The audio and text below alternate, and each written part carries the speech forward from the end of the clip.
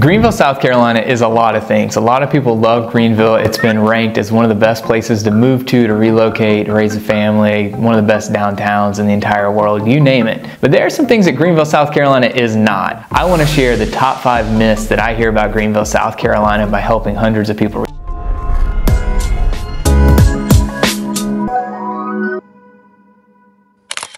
Hi, I'm Evan Whaley, your favorite Greenville realtor. Let me start with the first myth. The first myth is that Greenville, South Carolina has a ton of public transportation. Well, it's not totally a myth. We do have some public transportation, but if you're comparing Greenville to large cities like Atlanta and Charlotte from a public transportation standpoint, Greenville's really lagging behind. We have a trolley system that runs through our downtown, which can be great for certain access points. Our downtown is extremely walkable once you get there, but you do have to get there, so whether you're walking or you're taking an Uber or a Lyft or whatever, you do need to get there, and it's not as accessible as some of the larger metro cities. So it's just something you want to keep in mind. If you're used to having all your conveniences at your doorstep and walking everywhere and having a lot of public transportation, and that's a must-have for you, Greenville, South Carolina might not be the place for you. Myth number 2 is that Falls Park is highly rated as it is. People think it's been there forever, but it's actually only 20 years old. This was part of the redevelopment plans that the city officials had for Greenville. It's clearly been really successful because they've won so many awards, and it really has become the hub of our downtown. But really, Greenville was a textile town, and Greenville had to reinvent itself after textiles were no longer as needed or as important to help the economic sector of our community. So Falls Park really became a great gathering place, and it became just this wonderful hub for our downtown to really focus on and center around. The next myth is most people think they come to Greenville, South Carolina, and they've got to live in downtown to be near all the action and be near the sports teams, the grocery stores, etc. That's just actually not true. Most people don't actually live in the downtown. Most people live in the surrounding suburbs. And the suburbs have created their own unique identity, and most of them even have their own downtown, which has its own unique feel as well. So you've got a lot of options, and most of our suburbs have great accessibility to get into our downtown. That's the other thing that a lot of people really don't tend to always know, is that you can be in a large area landmass wise and be within 30 minutes drive or less to downtown Greenville. So that opens up so many opportunities for someone thinking about moving to the area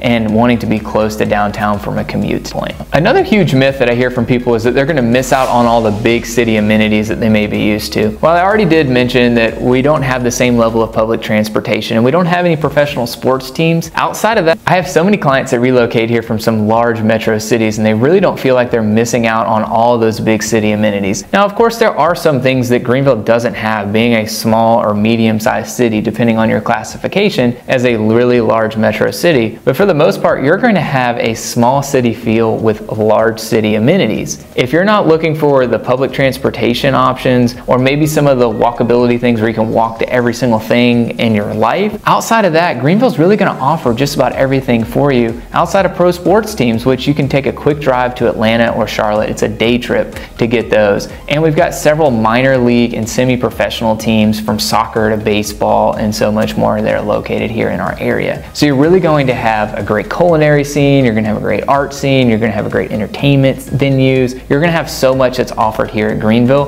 that most people really don't feel like it's lacking. Another huge myth that I get is around snow and the beach here in Greenville. So if you're looking for the beach, Greenville, South Carolina is not your place unless you're okay with a 3 to 3.5 hour commute, because we're in a mountainous area. You've got to take a drive down to the coast to get to the beach. And we do get snow here. We actually average 5 inches of snow a year. We don't tend to get a lot. We might get 1 to 2 snowfalls a year, and they tend to be pretty mild. And we get a pretty mild winter overall. And of course, we get a warmer summer. But overall, the climate is something that is really attractive to people because you get to experience all 4 seasons, and you typically don't get some of the harshness that you get in some of the other areas, like if you go further north or further south from a heat standpoint, further south, or going further north from the cold and the snow. So there you have it, 5 really common myths that I hear about Greenville, South Carolina. I'm sure there's others that I can think of. If you're a local, drop a comment down below. What's a myth that you often hear? Or if you're someone thinking about relocating to the area, go ahead and drop a comment down below and ask a question about moving to Greenville, South Carolina that you've always wanted to know the answer to.